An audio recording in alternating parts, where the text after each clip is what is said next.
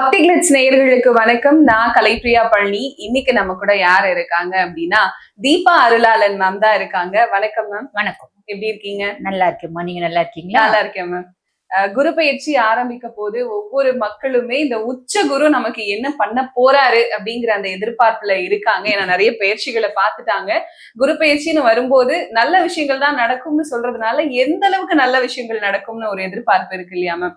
So இந்த உச்ச குரு பொதுவா என்ன மாதிரியான பலன்களை கொடுக்க போறாரு மேம்? பொதுவாவே பாத்தீங்கன்னா நிறைய பேர் சனி பயிற்சிக்காக காத்துட்டு இருப்பாங்க. நம்மளுக்கு சனி நல்லது செய்வாரா அப்படின்னு. அது எதனால காத்துட்டு இருக்கிறது அப்படின்னா ஒரு பயம், ஒரு பீதியோட காத்துட்டு இருப்பாங்க அப்படின்னு சொல்லலாம். ஆனா குரு பயிற்சியை பொறுத்த வரைக்கும் எல்லாரோட மனசுலயும் என்ன அப்படின்னா குரு எல்லாருக்கும் நல்லதுதான் செய்வாரு அப்படின்னு நம்புவாங்க. ஆனா அது 100% உண்மை அப்படின்றது கிடையாது. குருவும் பாத்தீங்கன்னா பாதகமான சூழ்நிலையில வரும்போது கெடுப்பாரு அப்படின்றது உண்மை. பட் சனி அளவுக்கு கிடையாது அப்படின்றதுனால ஓகே அப்படின்னு சொல்லலாம். அட் த சேம் டைம் பாருங்கம்மா, இப்ப வரக்கூடிய குரு பயிற்சி இப்ப மிதுனத்துல இருந்து கடகத்துக்கு பாத்தீங்கன்னா பயிற்சி ஆகுறாரு. உச்சம் பெற்று அங்க அமர போறாரு. இந்த உச்ச குரு நீங்க கேட்கும் போதே அப்படிதான் கேட்டீங்க. இந்த உச்ச குரு என்ன ஒரு பெரிய பிளஸ் அப்படின்னா எல்லா ராசிகளுக்கும் நல்லது செய்ய போறாரு. 12 வருடம் கழிச்சு திருப்பி இவர் கடகத்துல இன்னொரு முறை உச்ச குரு வரணும் அப்படின்னா திருப்பி 12 இயர்ஸ் நம்ம வெயிட் பண்ணி தான் நம்ம பாத்தீங்கன்னா இந்த பலனை நம்ம அனுபவிக்க முடியும். அதனால இந்த வருஷம் கடகத்துல இவர் உச்சம் பெற்று அமர்றது. சனி பாத்தீங்கன்னா எந்தெந்த ராசிக்கெல்லாம் ஃபேவர் இல்லாம இருக்காரு.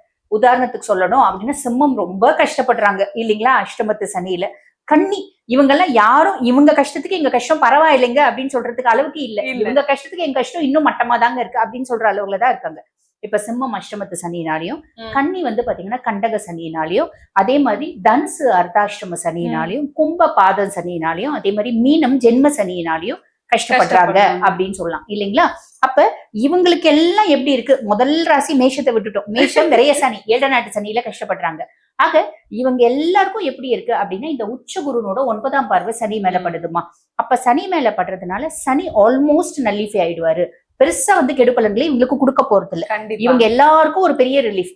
மத்த ராசிகளுக்கு ஆல்ரெடி அவர் நல்லது செய்யக்கூடிய பொசிஷன்ல தான் இருக்காரு. என்ன குருனோட பார்வையினால சனி மந்தன் முடவன் நிதானமா செய்வான். குருனோட பார்வைப்பட்டதுனால கடகடகடன் நிறைய நற்பலன்களை செய்ய போறாருமா.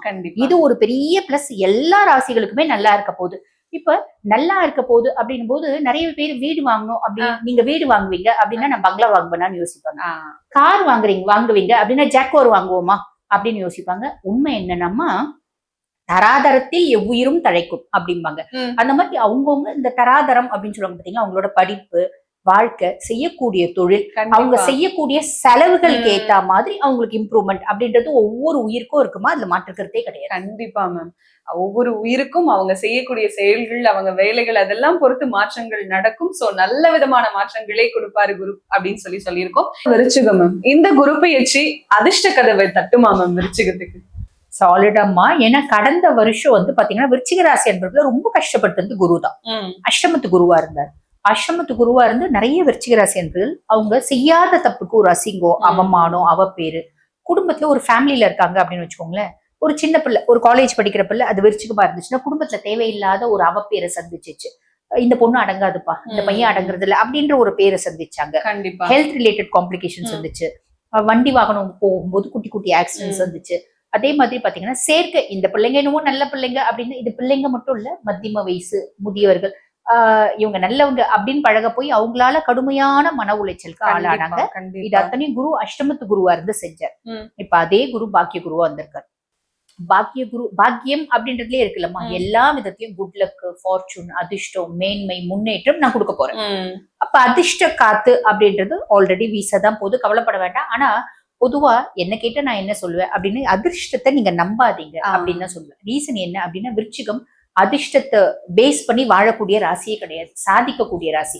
சாதிக்கக்கூடியவங்க அதிர்ஷ்டம் பாத்தீங்கன்னா நமக்கு வருமா அப்படின்னு காத்திருக்க மாட்டாங்க. சந்தர்ப்பமும் சூழ்நிலையும் எனக்கு சாதகமா வருமா அப்படின்னு காத்துட்டு இருக்கவங்க முட்டாள். சந்தர்ப்பத்தையும் சூழ்நிலையும் உருவாக்கக்கூடியவங்க தான் புத்திசாலி. அந்த மாதிரி புத்திசாலிங்க இவங்க சந்தர்ப்பத்தையும் சூழ்நிலையும் உருவாக்கணும். அதிர்ஷ்டத்துக்காக இவங்க காத்துட்டு இருக்க கூடாது அப்படின்றது ஒண்ணு. ரீசன் என்ன அப்படின்னா நம்ம சும்மா ஆசிட்டிஸ் விருச்சிகத்தை பத்தி சொல்றது இல்ல. 2 ராட்சஸ் உச்சமடையக்கூடிய ராசி விருச்சிகம்மா. ராகுவும் கேதுவும் உச்சமடையக்கூடிய ராசி விருச்சிகம். இவங்க நினைக்கிறாங்க அப்படின்னா சாதிக்கிறதுக்கு வானமே இல்லை. அதாவது என்ன சொல்றது, இதுக்கு மேல எதுவுமே இல்லை அப்படின்ற அளவுக்கு வரைக்கும் கூட அவங்க சாதிப்பாங்க அப்படின்னு சொல்லலாம். அந்த அளவுக்கு உயர்வாங்க. என்ன இவங்க நினைக்கணும், பெரும்பாலும் நினைக்க மாட்டாங்க. அதுதான் நினைக்கிறதுதான் பிரச்சனை. பிரச்சனை. நினைச்சிட்டா வந்துருவாங்க. ஆமா, நினைச்சிட்டு சண்டை நீச்சம் அடையக்கூடிய ராசி இல்லம்மா. சோ பெரும்பாலும் வந்து பாத்தீங்கன்னா ஆக்கப்பூர்வமான சிந்தனைகள் அப்பப்ப வந்து காணாம போயிடும், அப்பப்ப வேக்யூம் ஆயிடும். அந்த வேக்யூம் வந்து இவங்க ஃபுல்ஃபில் பண்ணிட்டாங்க அப்படின்னா அவங்களுக்கு வானமே இல்லம்மா அப்படின்னு சொல்லணும். கண்டிப்பா மேம். அப்பா வழி சொத்துக்கள் எல்லாம் உங்களுக்கு கிடைக்கக்கூடிய வாய்ப்பு இருக்கா? கண்டிப்பா. பாக்கியஸ்தானத்துல குரு, அப்பானோட சப்போர்ட் பரிபூர்ணமா கிடைக்கும். இந்த தனுஷ் படத்துல எல்லாம் சில நம்ம பார்ப்போம், எங்க அப்பன் சொன்னா அவன் எங்க அப்பன் தானே எனக்கு முதல்ல எதிரி அப்படின்ற மாதிரிலாம் நிறைய வந்து அவரு அந்த அப்பா குறித்து அம்மா குறித்து நிறைய சென்டிமெண்டான டைலாக்ஸ் அவருக்கு. அப்பா குறித்து கொஞ்சம் ஆப்போசிட்டான டைலாக்ஸ், அப்பாதான் எனக்கு எதிரி கமெண்ட் அடிக்கிற மாதிரி, அவன் வேற ஒருத்தன்டா என்ன ரொம்ப பாடாப்படுத்திட்டு இருக்கா அப்படின்னு சொல்லுவாங்க பாத்தீங்களா. அந்த மாதிரி பேசியிருந்த விருச்சிகராசி பர்சனாலிட்டிஸா இருந்தா கூட எங்க அப்பா சூப்பர்ரா, எங்க அப்பா தாண்ட ஹீரோ அப்படின்னு சொல்லக்கூடிய, ஆமா எவ்வளவு நல்ல மனுஷன் தான் தப்பா புரிஞ்சுக்கிட்டா அப்படின்னு சொல்லக்கூடிய ஒரு அமைப்பு வருமா. ஏன்னா அப்பனோட பரிபூர்ண சப்போர்ட் கிடைக்கும். அப்பாக்கு ஹெல்த் இஷ்யூஸ் ஏதாவது இருந்துச்சு அப்படின்னா அந்த முன்னேற்றம் அப்படின்றது வரும். இவ்வளவு நாள் உன்னை நான் வந்து பையனாவே ஏத்துக்க மாட்டேன், உனக்கு சொத்தெல்லாம் கொடுக்க மாட்டேன் அப்படின்னு ஒருத்தன அப்பாவா இருந்தா கூட இந்த காலகட்டம் அவர் செஞ்சது தப்பு. ஒவ்வொரு உயிருக்கும் அவங்கவுங்க இஷ்டப்பிரகாரம் வாழறதுக்கான பிராப்தம் அப்படின்றது உண்டு, உரிமை இருக்கு. அப்ப பிள்ளை லவ் பண்ணிச்சின்னு ஒருத்தன் அப்பாவா இருந்தா இந்த காலகட்டம் அவரு ஃபீல் பண்ணுவார். ஃபீல் பண்ணி இந்த காலகட்டத்துல லவ் எல்லாம் சகஜம், நல்லா வாழு அப்படின்ற ஒரு மைண்ட் செட் அவங்களுக்கே வரும். அதே மாதிரி இவங்க ஹையர் எஜுகேஷன் படிக்கணும் அப்படின்னாலும் சின்ன வயசு பிள்ளைங்க தாராளமா படிக்கலாம், அதுக்கான பிராப்தம் எல்லாம் இருக்கும். கண்டிப்பா மேம். வேண்டுதல்கள் நிறைவேறுமா? ஏதாவது ஒரு வேண்டுதல் வச்சுட்டு காத்துட்டு இருந்திருப்பாங்க, என்னடா இது இன்னமும் நிறைவேறலையே அப்படின்னு சொல்லிட்டு, இந்த குரு பயிற்சி காலகட்டத்துல அது நிறைவேறுமா? சாலிடா நடக்குமா. இப்ப வேண்டுதல் நான் வந்து பாத்தீங்கன்னா இங்க இருந்து எங்க குலதெய்வ கோயிலுக்கு வந்து, எங்க குலதெய்வ கோயில் எங்கேயோ ரொம்ப தூரத்துல இருக்கு, நான் இந்தியால தான் இருக்கேன், குலதெய்வ கோயிலும் இந்தியால தான் இருக்கு, ஆனா போறதுக்கே ஒரு நாள் ஆகும், 10 மணி நேரம் டிராவல் பண்ணி போகணும். அப்படிலாம் இருந்தாலும் அந்த வேண்டுதல் நிறைவேறக்கூடிய காலகட்டம். நான் வெளிநாடு ஆன்மீகம் சார்ந்த டூருக்கு போகணும்னு ஆசைப்படுறேன், தாராளமா போகலாம். இங்க இருந்து கயாக்கு போகணும்னு ஆசைப்படுறேன், ராமநாதேஸ்வரரை போய் பார்த்துட்டு வரணும்னு ஆசைப்படுறேன். இது எல்லாமே நடக்குமா. ஆன்மீகம் சார்ந்த நாட்டங்கள், வேண்டுதல்கள், ஆசைகள் நிறைவேறக்கூடிய காலம். கண்டிப்பா மேம். குழந்தை பாக்கியம் வாரிசுக்காக ரொம்ப வருஷமா காத்துக்கிட்டு இருந்தவங்களுக்கு இந்த குரு பயிற்சி காலம் அது கொடுக்குமா மேம்? சாலிட் அம்மா. குரு 5ஆம் பாவத்தை பாக்குறாரு இல்லைங்களா. 5ஆம் பாவம் அப்படின்றது பூர்வ புண்ணியஸ்தானம், புத்திரஸ்தானம். இது வரைக்கும் குழந்தை பிராப்தமே இல்லை. இந்த காலகட்டம் குழந்தை பிராப்தம். இது வரைக்கும் நான் பல முறை வந்து பாத்தீங்கன்னா ஐவிஎஃப் பண்ணிட்டேன், இக்ஸி பண்ணிட்டேன், ஐயூஐ பண்ணிட்டேன், ஒன்னும் இல்ல. மொத்தமா நான் வந்து டிராப் பண்ணி விட்டுட்டேன், ஃப்ரஸ்ட்ரேட் ஆகி உட்காந்துட்டேன். வேண்டாம் குழந்தைய வேணாம் அப்படின்ற நிலைமைக்கு நான் வந்துட்டேன். நேச்சுரலாவே கன்செப்ஷன் அப்படின்றது பாசிபிள் இந்த காலகட்டத்துல நிறைய விருச்சிகத்துக்கு அப்படின்னு நம்ம சொல்றோம். கண்டிப்பா மேம். இவ்வளவு நல்ல விஷயங்கள் நடக்குது அப்படின்னு சொல்லியிருக்கோம். இருந்தாலும் ஏதாவது ஒரு விஷயம் இந்த விஷயத்துல கவனமா இருங்கன்னா என்ன விஷயமா இருக்கு மேம் விருச்சிகத்துக்கு? சுகஸ்தானத்துல ராகு இருக்காருமா.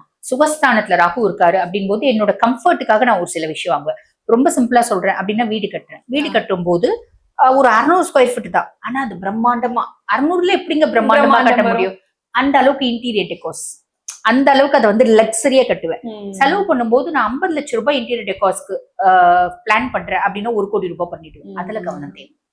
கார் வாங்க போறேன், கெத்தா கார் வாங்கணும், லக்ஸரிஸ் கார் தான் நானே வாங்கணும்னு நினைச்சேன், நான் எக்ஸ்பெக்ட் பண்ணதை விட 30 லட்சம் ரூபாய் அதிகமா கார் வாங்கிட்டேன்.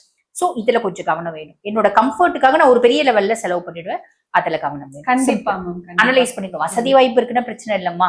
வசதி வாய்ப்பு இல்லாதவங்க கொஞ்சம், இல்ல மிடில் கிளாஸ் ஃபேமிலிக்கு கொஞ்சம் அனலைஸ் பண்ணிட்டு உங்களோட ஆடம்பரத்தை நீங்க குறைச்சிங்கன்னா நல்லது. நமக்கு எவ்வளவு இருக்கோ எவ்வளவு முடியுமோ அந்த அளவுக்கு பண்ணோம்னா பிரச்சனையே இல்லை. கண்டிப்பா. இப்ப விருச்சிக ராசிக்காரர்கள் என்ன மாதிரியான கடவுள் வழிபாடு செய்யலாமா? எப்பயுமே விருச்சிகம் முருகங்கால நீ கெட்டியமா புடிச்சுக்கோ. உன் சுய ஜாதகத்துல செவ்வாய் நல்லா இருந்தாலும் சரி, கெட்டு போயிருந்தாலும் சரி, முருகன் எல்லாத்துக்கும் கடவுள்மா. கண்டிப்பா. ஓகேங்களா.